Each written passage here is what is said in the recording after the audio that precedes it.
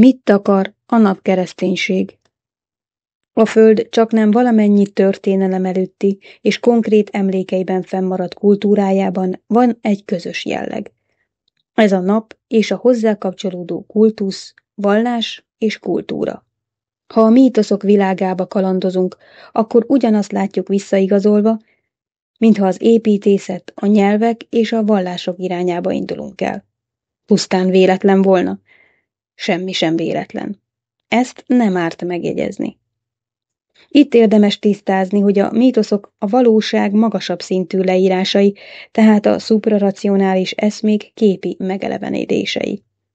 Amennyiben veszük a fáradtságot és a jelenlegi 5 kontinens kozmológiáját vallatóra fogjuk, vagyis megvizsgáljuk az eredet történetüket és a teremtés mítoszaikat, akkor elképesztő egyezéseket, hasonlóságokat és analógiákat fogunk észrevenni. Kezdjük mindjárt azzal, hogy mit jelent a napkereszténység az egyes ember számára. Mindenek előtt azt, hogy a napot állítja a vallásgyakorlás, a tisztelet, a szertartások és az imádat középpontjába.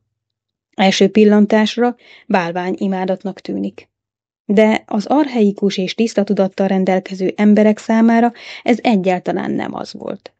Tudniillik, másként gondolkoztak. A napkereszténység fókuszában az a napistennek nevezett személyiség áll, akit minden élet és tudás forrásának tartanak. A napisten olyas valaki, aki a teremtő leghatalmasabb teremtménye, aki a tiszta isteni intelligencia és erőforrása. Minden és mindenki éltetője. Ennek tudható be, hogy a szoláris kultusz valamennyi kultúrában elterjedt a földkerekségen. Itt kell azonnal leszögezni, hogy a napistenhez kapcsolódó kereszténység nem többistenhit, nem totemizmus, nem szimplán csillagvallás, nem misztériumvallás vagy panteizmus. Akkor mi?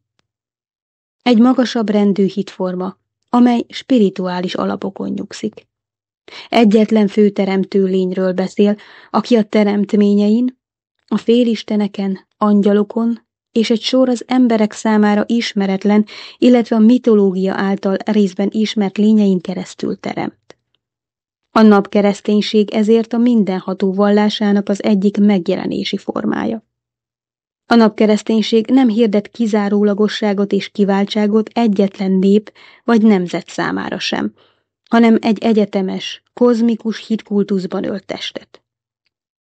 A napkereszténységnek is megvannak a papjai, akik a mindenség működésének és szent titkainak a beavatottjai, ők a tudók és a látók, jó lehet minden nép a maga nyelvezete szerint szereti elnevezni őket.